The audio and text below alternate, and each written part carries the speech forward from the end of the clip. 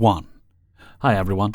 I wanted to share a strange and slightly unsettling experience I had while camping in Kamati Springs, South Africa. And see if anyone here has ideas or has experienced something similar. A while back I stayed up late one night while camping near the dive site at Kamati Springs. It was around 10 p.m. when I heard something coming out of the bush, about 15 to 20 meters away behind a friend's tent. It moved onto the small dirt road that runs past our campsite toward the water. At first it sounded small and light, like a small buck or animal walking on the rocky road, but then something unusual happened. I started hearing bell-like ringing sounds coming from whatever it was. The bells had a high-pitched toy-like quality, almost like something you'd hear on a doll. It didn't move around much, it just stayed in one spot. At around 10:45 to 11 p.m., the sound started again and went on for about 10 to 15 minutes a few. Then my friend came out of his tent to pee, and the sound stopped immediately. It didn't start up again until between 12 and 12:10 a.m., and then it lasted for about 45 minutes straight. After that, it faded as the creature or thing walked back into the bush. A few extra details. It was pitch dark, no lights besides my headlamp and the stars. The sound seemed too small for a donkey, goat, or pig. It sounded tiny, like a small animal, but the bell-like sound was eerily out of place. There are wild pigs in the fenced camp area, but this didn't sound like one. It was too small for predators like leopards or hyenas or lions, and definitely not a human. No one in their right mind would be walking around there alone at night in a game reserve, and we were the only ones in the campground, and I was the only one up. I was too freaked out to record it, and though I had my phone on me, I shone my headlamp in the direction of the sound, but saw nothing, and the sound didn't stop when I did. Has anyone ever experienced something like this in the bush, especially in South Africa? Could it have been an animal with a bell or something else entirely? I'm going back to Kamati Springs next weekend for some diving. I will see if the noise happens again, and will try to record it. I would love to hear your thoughts on what I heard. 2. My grandma and grandpa on my mom's side bought a house from a man around 40 years ago. From the stories I heard, he was a nice man who had become a friend of the family and would always stop by from time to time for whatever reason. But he would always say something that, for some reason, they didn't find ominous at the time. "When I pass, I'm gonna be back at this house for a while." And he kept true to his word. From around the time that he passed to around late 1990s to 2023, there was always the presence of something in that house. Now, on to the early experiences, which took place from the late 90s up until 2009. To start off with my grandparents, aunt, uncle, and mom's experiences each vary, but I'm going to share what my mom has personally told me. The earliest things she can remember are little things here that are not worth mentioning, but over the course of a couple of years would end up ramping up a bit in terms of notability. And these weren't just everyday occurrences. There were periods of activity. For instance, over the course of a month, the blankets would get ripped off of my sleeping grandmother. My grandpa worked late and would usually miss these encounters. A couple of months would pass by and nothing, but then he would get my aunt in trouble by knocking on the door after she went into a room or went out with friends. But these aren't my mom's personal experiences. These were just more memorable experiences that happened after her big scare. You see, she claims to be the first person to ever encounter the ghost. While she never said her exact age, I believe she was somewhere between 10 and 13, and the room this took place in was a hybrid bedroom and laundry room, so it had baskets of clothes ready to be put up the next day, as well as baskets for dirty clothes ready to be put in the washer. She started it off by saying that she had randomly woken up in the middle of the night. Nothing specific made her wake up, but what she saw when she woke up confused her. She describes a silhouette of my grandpa, crouched down next to a laundry basket, almost like he was looking for something. But after a minute of absolutely no movement, she called out to him, where the figure looks up, stares for a second, then disappeared. She went to her parents' room and said that only her mom was there as my grandpa was working that night. And it couldn't have been anyone else, as my uncle was very young at the time.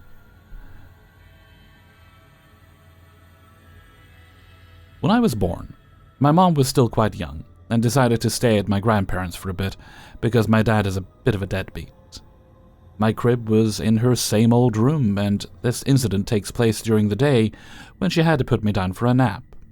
Apparently, I had started crying while she was doing something, so she quickly started finishing her task. But I had stopped crying around the time that she finished, but still decided to check on me. When she got to the room, she described the similar incident to the shadow figure looming over the crib. Alone at the time, she feared an intruder and shouted out, where the figure looked up and disappeared. She checked up on me and determined I was all right, and put me back to sleep. Now you might go, why would she leave you with a ghost? And my answer is, at this point, he had already been watching out for my older cousins, so why not? This was just my mom's first experience with me. Now sadly, I never got to experience shadow figures for myself because I truly believe he didn't want to scare the children. But I would always get a weird feeling when entering a certain room, or would hear a weird sound in the middle of the night, and one time, I did have the covers slowly pulled off of me while sleeping. Funnily enough, this didn't scare me, as it was the day after my mom had told me the story, and I believe he just wanted to confirm it with me. But as of the last couple of years, there hasn't been much activity. As much as I would love him still to be here, I just believe he moved on, or is saving a big surprise for someone. 3. So this happened to me, female 22, when I was a child. We lived in a house in a rather small village in Germany. From very early on, I remember feeling the presence of something. I started calling it a him and maybe even gave him a name. Don't remember, to be honest, just that it felt like male. I'd feel the presence mainly in my room, but I never felt threatened. Sometimes I would feel a gush of wind over my arms, even when my door and windows were closed. I don't know if it was the same presence, but I also had an imaginary best friend called Happy. But he randomly told me he had to go for a while because someone was angry. At least that's what my mom told me when I asked her years later. I was like 4 when Happy was there, and 12 when I suddenly remembered him. Now the reason I wrote about all this is the following. After I asked my mom about Happy, weird things started happening. I would feel watched, but in a negative way. I would start hearing noises when no one was home, and the cats were outside. Never had mice or stuff like that in the walls, and yes, we checked. It would sound like someone was walking in the attic, which was only used for storage. I would see black figures in the corner of my vision. Stuff would disappear. For example, I threw a ball at my wall and it fell to the floor. Went to pick it up, and it was gone. There was nothing it could have rolled under, never found it, even when we moved back years later. Also, I remember hearing my name being called when no one was home. Sometimes when my parents were home, but they said they didn't call me down. Sometimes they could hear me or my brother call for them when we didn't. Because my parents always told us that if we need something from them, we should come to them instead of shouting through the house. But that wasn't the creepiest thing. See, I had a bunk bed, but wasn't tall enough to reach my ceiling. And then, slowly, there started to appear red markings in the shape of handprints. Then, shortly before I thought I was losing my mind thinking I was imagining it all, my mom said I should stop painting my ceiling. So that wasn't in my mind. And it even got worse, like before we painted my room, it looked vaguely like a whole body laying face down with its hands next to its head. Another thing that happened was that I was walking from my neighbor's backyard back into ours. They were connected. So it was already dark outside. Shortly before being back in my backyard, I saw a figure that looked like a man with a hat, a walking cane, and an old suitcase. It looked at me, shook its hat, and continued walking. I just ran. Didn't feel uneasy or anything, just scared because of everything that happened in the weeks before. The connection I had to the presence in my room also changed. While he was regularly there before, he just never left. Whenever I was in my room, he was there. Whenever I left my room, he tried to follow me, but I guess he couldn't go far away from my room. I don't know. It was weird. Now, 5 years ago, we moved into a new house 2 streets away. Every time I walk past my old house, I just feel the presence watch me walk by. And I feel weirdly at peace, but as if they are not my feelings. Somehow, that was just what happened around my room. There are tons of stories I could tell about what happened in the house and to me in general. 4. When I was younger, my mom and I lived right across the street from my grandma. So close I could literally walk straight across the street, and I'm in her yard. I remember everything about the house. The huge tree in the front that I used to climb all the time. God, I miss that tree. I remember the light blue-colored walls of the outside of the house with the gray roof. Walk in the front door and immediately there is a closet in front of you. To your right, just slightly, is also the open living room.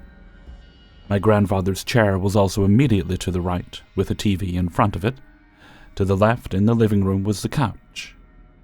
Past the living room was a long hallway to the left, going all the way down to the end of the house. Also past the living room was the dining area, on the rightmost corner of the house. And the kitchen, directly to the left of the dining area, was a door that led outside to a balcony. Looking down the long hallway, there are 3 doors on the left, and 1 on the right, and 1 straight ahead. First door to the left was the basement door. Second door on the left was the guest room. Third door on the left was my grandparents' bedroom. Door straight ahead was my grandmother's office. Door on the right was the only bathroom in the house. Don't ask me how they made it work all those years. As I tell stories about the different rooms, I will go into detail of what they look like. I cannot remember for certain which experiences were first, but I do know which one was last. I was very young when these all happened as well, and the last experience occurred not too long before we moved away. The bathroom. I was taking a bath and had the glass sliding door shut. I remember sitting there and enjoying the water splashing around and flipping the little sand fall circular glass thing, where the sand was slowly filtered back to the bottom due to the bubbles and such. The bathroom as you walk in had a sink and mirror to the right, followed by the toilet, with the tub and shower flush against the back wall with a singular closet door to a smaller closet for linens against the left wall. While I'm there, I remember hearing this strange, almost scratching sound coming from the bathroom closet door. It happened just a few times, and then I remember thinking how weird it was that the knob kept, I guess vibrating is the right word, almost like someone was trying to get a hold of the knob, but couldn't, because it was slick and covered in something, so you couldn't get a very good grip, but would still make the noise. I finally called for my grandma, and as soon as I heard her right outside the door, the noise stopped. She came in, asked what was wrong, I explained. She just softly smiled and said, "It's okay, sweetie, it's probably your imagination. Remember, God won't let anything hurt you in this house." She then shut the door and I shrugged and kept playing with the sand thing. I freaking loved it. The basement. If you go down the steps, it goes down a fair distance and then turns to the right. Once to the right, you're in a big open area. I say open because my grandfather was a hoarder. That was supposed to be a 2-door garage, but was filled with lots of crap. To your immediate right, once you got to the basement floor, was the emergency fridge and extra meat fridge. My grandfather, mother, and aunt used to go deer hunting fairly often. Past that was another door to the right. Once through the door, you're in another semi-large open area that was also filled with crap, with another smaller door to the right again, leading to a space under the stairs. We were down under the stairs due to a tornado that was passing by, and we wanted to be safe. I remember not feeling very scared and thought of it like camping. The wind was crazy. I still remember the sounds of it outside and the way the house would seem to shake from it. Once I fell asleep, I remember having a weird dream. Not that important, but I woke up at some point, and it was silent. I don't mean quiet, I mean dead silent, like there was nothing around me. It was dark as we were under the stairs still, but I also couldn't see my mom or grandma. And they had been under there with me that night. My grandpa was there too, but he stayed outside of the crawl space because he was a little claustrophobic and didn't want to be in there unless he had to be. I remember patting around and not feeling anyone, and then looking up towards either the door or the back of the stairs. And I remember seeing the deep shadow that somehow was deeper than the rest of the already dark room. I remember thinking how weird that was, so I stopped moving and just curled up in my sleeping bag and fell back asleep. I didn't want to make any more noise because I was afraid of the shadow. I woke up the next morning with nothing else happening. The office. The door all the way to the end of the hall straight back was the office. As soon as you walk in, there was a small shelf to the left against a wall, a small TV against the left corner, a desk flush against the wall straight ahead, with a few filing cabinets and a couch to the right against the wall that had windows over the top of it. I remember being in there one night drawing or watching something, while my grandma had gone across the street to talk to my mom about something. So I was alone in the house.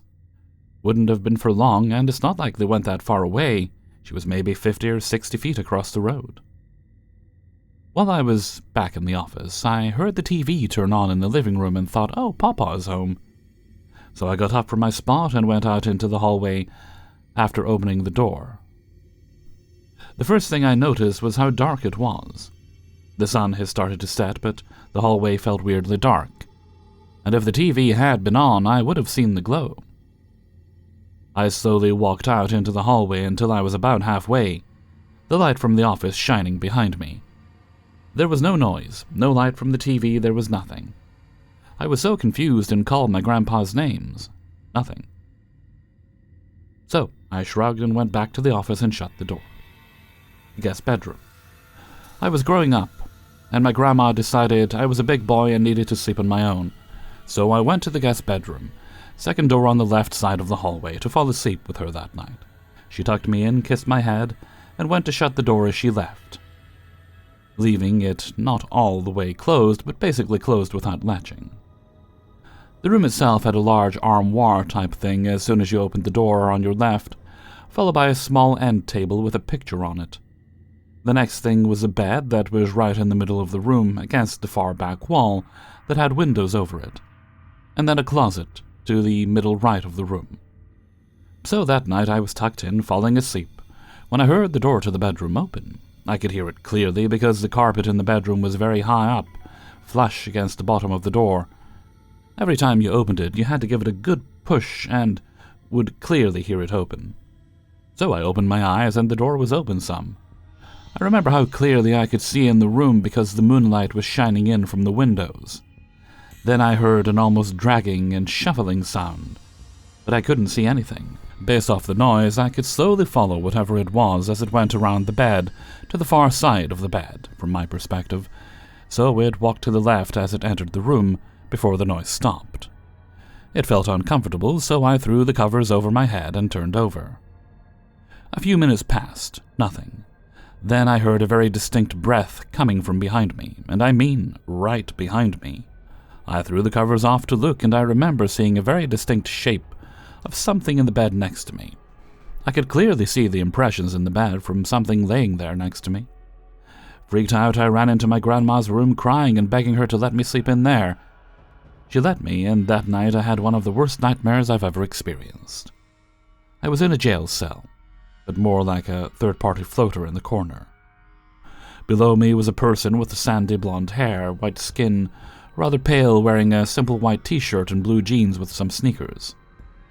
I remember looking at him as his arms were held tightly across his body and legs, as his legs were pulled up to him, and he sat on the bed in the cell.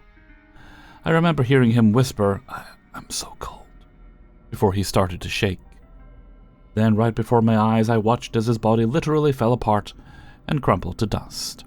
I don't mean simple, either. His skin slowly became more and more pale until it started to look almost white as bone. All the while he was whispering, "I'm so cold, I'm so cold," in different variations and tones. But it was always a whisper. Then he started to have his skin flake off like dust, until all that was left was a skeleton that crumpled into a pile before I woke up crying. The guest bedroom closet. I was playing hide-and-seek with my grandma. I went into the guest bedroom, and I hid in the closet. It was a simple closet with lots of clothes. I remember pushing my way back into the very back left corner and pulled a few things close to try and cover me. While I was in there, I got this feeling like I was being watched, and I looked up. It was very dark in the closet, but just like under the stairs, I saw a figure, black outline, but this was much clearer. I could see a distinct hood, and see it was looking down at me. Nothing in the closet could have looked like it did. I was so scared. Finally, I felt myself able to move because previously I felt like I was being hypnotized almost. So I ran out and told my grandma. I did not want to play in that room anymore. Final experience. This was the most significant and terrifying thing I've ever experienced, and it was not long before we moved. I was in the back office, laying on the floor, while my grandma took a nap behind me on the couch. I had Barney on, the one where he had to help the kids get some weird color-changing egg someplace before it hatched. I remember laying on my stomach, kicking my feet behind me, hands on my chin, looking up and watching. Then I got this really weird tingling sensation running down my spine, so I looked to my left down the hallway. Now remember, the door to the guest bedroom is flush against the carpet, and the armoire was immediately to the left as you open the door. You have to open the door all the way past the armoire or you can't get past it. The door was open maybe between 6 and 8 inches. As I looked at the crack, my heart felt like it stopped and my body went cold as I felt chills. On top of the armoire was a head. The skin was black. Not black, but darkness. Like his skin was made out of a swirling void. His hair was similar to locks, but in strange, tighter, smaller cords. His eyes were on me, and they were slit like cat's eyes. I remember the color, orangish, yellow, and as our eyes met, I felt an intense sensation of fear and danger. Then it smiled at me. This smile to reveal 2 rows of razor-sharp pearl-white teeth. Imagine if someone had a mouthful of razors from an electric razor blade, but just slightly bigger. After that, I turned around to get my grandma. I remember thinking, there's no way she doesn't feel this. There's no way she isn't scared too. I turned to look, and she was still fast asleep. So I quickly whipped my head back, and the head was gone. But the door was completely open, and it hadn't made a sound. I jumped up, ran to my grandmother sobbing, and told her what happened. She then got a somewhat serious look on her face and went to grab her Bible, and began reciting passages in the house. But that's it. She didn't really want to talk about it anymore. I told my mom, grandma, aunt, grandpa about most of my experiences, and they all just said, "It's okay. Nothing's going to hurt you, God won't let it." Which in my mind at the time made me feel a bit better, because I was religious at that point. The way they said it almost made me feel like it was an "aw, sweetie, there's no such thing, but let's humor you."